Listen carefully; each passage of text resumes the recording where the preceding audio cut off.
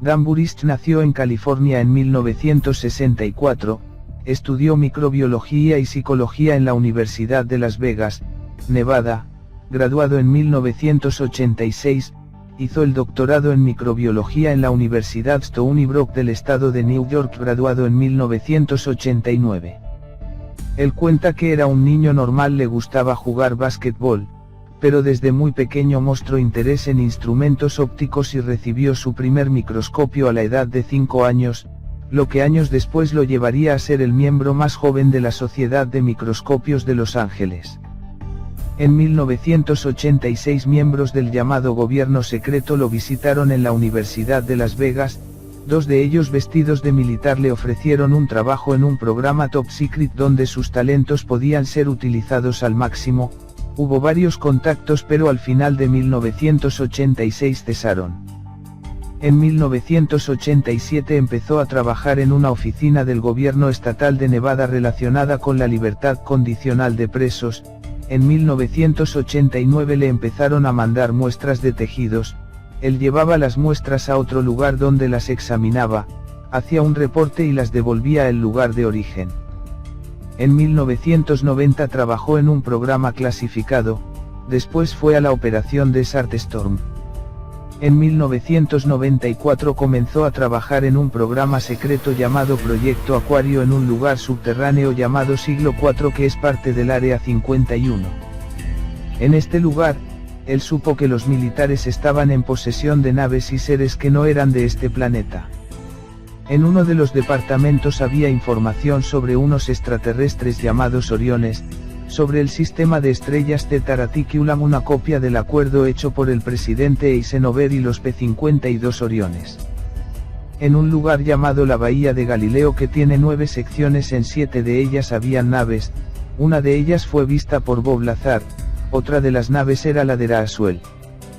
Para poder entender este reporte es necesario hacer una aclaración, hay una diferencia entre extraterrestres y alienígenas.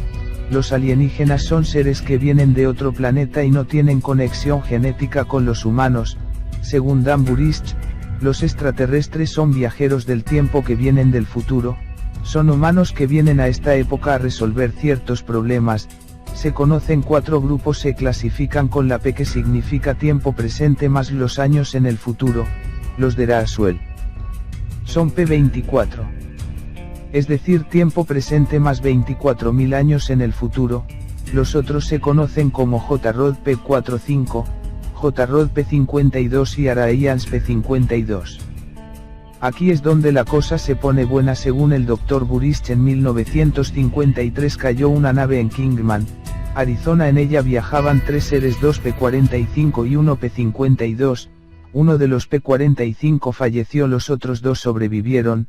El P-45 lo llevaron al Laboratorio Nacional de Los Álamos, donde trabajó con el señor Billhouse en la construcción de un simulador de vuelo, para que los pilotos americanos pudieran volar las naves hechas en USA, que era una réplica de las naves extraterrestres puesto que estas eran muy pequeñas para los pilotos americanos. Al P-52 lo llevaron al S-4 donde fue puesto en contacto con especialistas en lenguas para buscar un medio de comunicación, le mostraron el alfabeto y ciertos símbolos. El ser seleccionó la J porque es la 10ª letra del alfabeto y seleccionó el símbolo que es una barra que en inglés se llama Rod.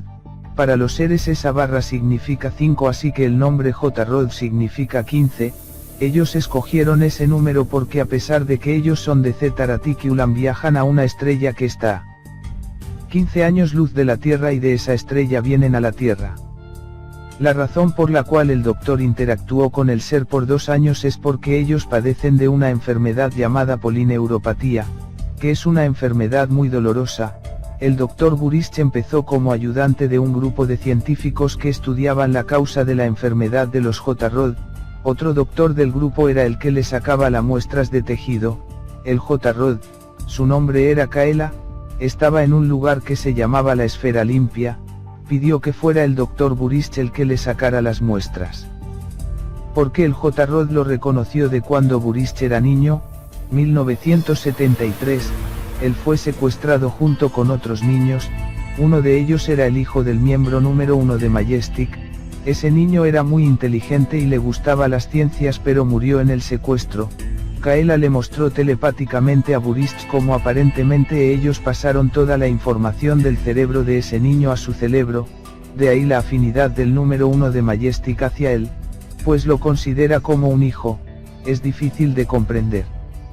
Que Burist nació en 1964, lo secuestraron en 1973 y uno de los seres que estuvo en el secuestro fue capturado por los militares americanos en 1953, pero ellos viajan en el tiempo y vienen a la Tierra en distintas épocas.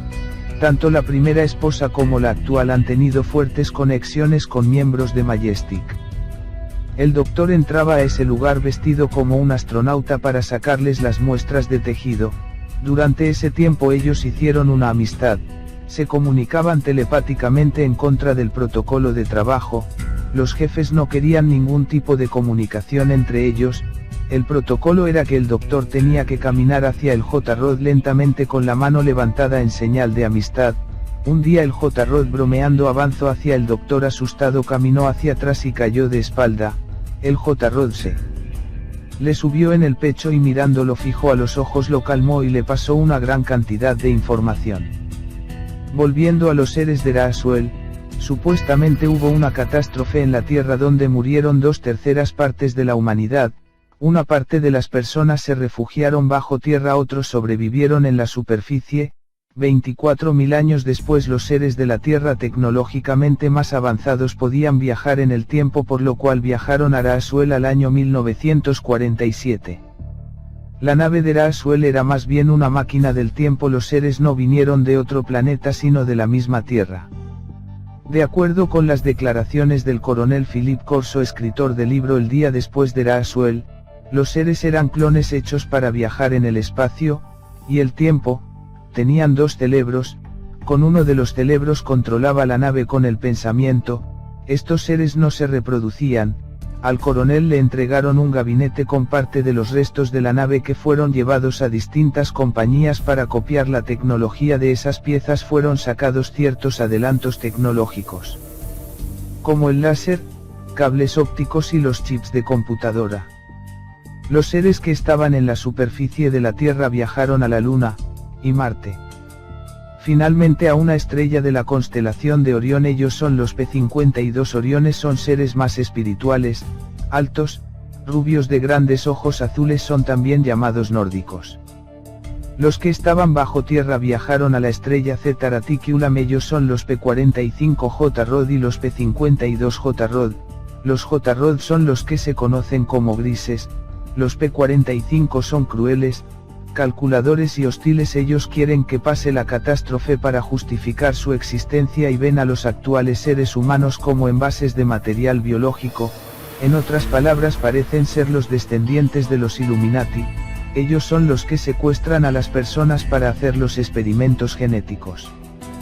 Buscando la cura de su enfermedad, los P-52 Oriones desconocían la existencia de los P-45 y P-52 J-Rods.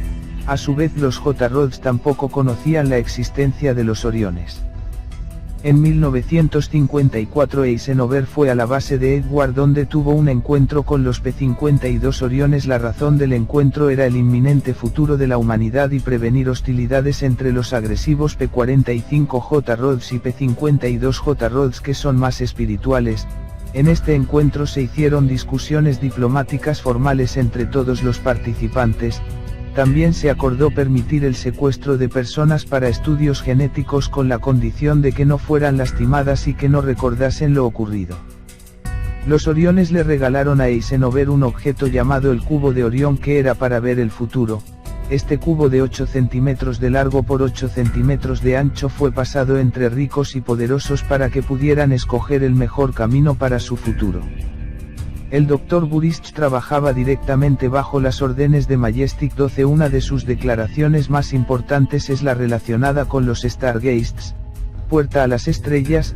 Los Stargates son unos aparatos fabricados en la Tierra pero de tecnología extraterrestre.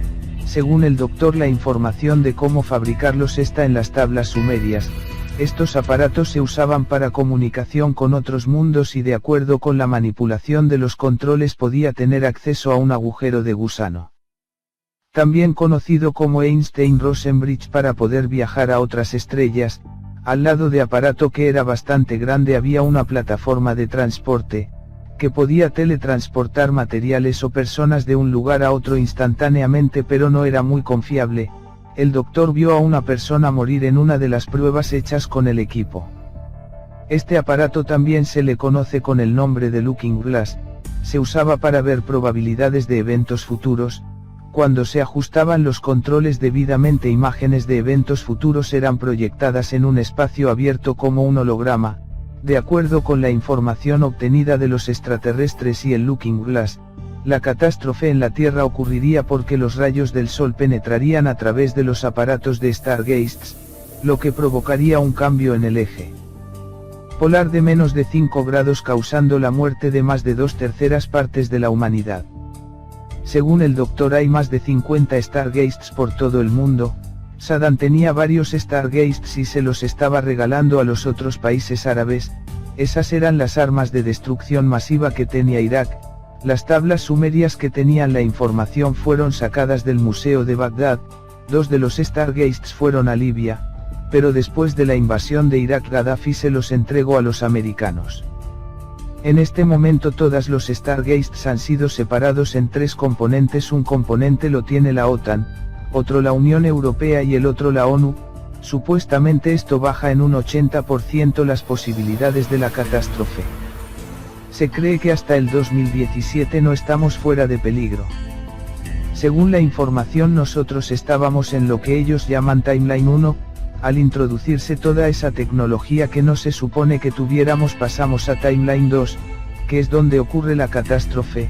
El ejemplo que dan es, si uno viaja en un tren y hay un problema en las líneas, el tren lo desvían a una línea paralela, pero más adelante, si en esa línea hay un problema mayor, el tren debe volver a la línea original, por donde iba. Otro dato interesante es que los P-45J-Rod empezaron a esparcirse a los países del este de Europa. Majestic se dio cuenta que si no envolvían a la Unión Soviética iban a perder el control. Majestic decidió internacionalizar el estudio y el control de los extraterrestres. Entonces en 1963 se creó la comitiva, un grupo de 33 personas de varios países que estaría por encima de Majestic. Esto ocurrió durante la presidencia de Kennedy. Indira Gandhi participó en las negociaciones. Hasta el 2002, la comitiva permaneció en control del creciente problema de los extraterrestres. En 2002, el antiguo Majestic hizo una coalición para informar a todo el mundo de los extraterrestres y los viajes en el tiempo. Se pensó que las personas tenían el derecho a saber los eventos que vendrían en el futuro, y de alguna manera ayudaría a la humanidad para que la catástrofe predicha por los J-Rod no ocurriera finalmente. En 2003 el J-Rod P-52, KLA, amigo del Dr. Dan Burist, fue llevado a un lugar llamado Templo de Abidos al lado del río Nilo. Burist asistió a este encuentro. También estaban un grupo de militares de alto rango y miembros de Majestic. La razón del encuentro fue que un agujero de gusano había sido localizado en esa zona, y pensaban usarlo con un aparato de Stargate, para que el J-Rod pudiera comunicarse con los gobernantes de su planeta. El J-Rod le dijo a Dan que violara el protocolo y lo ayudara a irse a su casa. Dan rompió el protocolo y arriesgando su propia vida empujó el carruaje. El J-Rod estaba en un tipo de carruaje porque no podía estar mucho tiempo respirando nuestra atmósfera. Empujó al J-Rod hacia el agujero de gusano. Dan también cayó en la entrada del agujero de gusano, pero tanto Dan como el carruaje fueron expulsados hacia atrás. Kaela escapó a su planeta. Eso le causó un gran problema a Burist con los militares y Majestic. En las negociaciones de un nuevo tratado, 2003 a 2004, con los J-Rod P-45, P-52 y los Oriones P-52, Burist usó el cubo de Orión, también conocido como el libro amarillo. Este artefacto que es para ver el futuro, si lo sabes utilizarlo puedes inclinar a tu favor. Burist les hizo ver cosas que no le agradaron mucho a los J-Rod, por lo tanto el secuestro de humanos fue sacado del tratado. En 2005, a consecuencia de las ramificaciones políticas de la desclasificación, sacudió la comitiva causándole que colapsara. El antiguo jefe de Majestic tomó control del grupo y formó un grupo internacional de 12 líderes. Al final del 2005, como parte de un acuerdo previo, Majestic 12 pasó de un grupo masónico a otro. En 1998 la doctora Marcia McDowell, usando el seudónimo de B.J. Wolf, escribió un libro llamado Eagles Disabei basado en la ciudad inca en Marte. Burist fue coautor y puso muchas de las imágenes. Esto le causó un gran problema con Majestic. Años después Marcia McDowell y Dan Burist se casaron. El Dr. Burist asegura haber trabajado en un proyecto que es como el Arca de Noé, que se depositó en la Luna con muestras de ADN de humanos, animales y plantas, en caso de que la catástrofe ocurra. También hablo de la cara en Marte. Cuando vemos esa cara estamos mirando el futuro. Supuestamente esa cara fue hecha por los humanos que viajaron a Marte miles de años después de la catástrofe y de Marte fueron a Orión.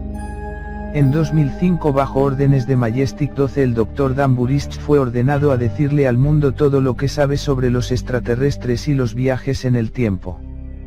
En 2006 y 2007 el Dr. Burist dio entrevistas al proyecto Camelot donde divulgó toda esta información. En julio de 2009 el Dr. Dan Burist y la doctora Marcia McDowell fueron a una conferencia de ufología en Zúrich, Suiza, donde ratificaron toda esta información.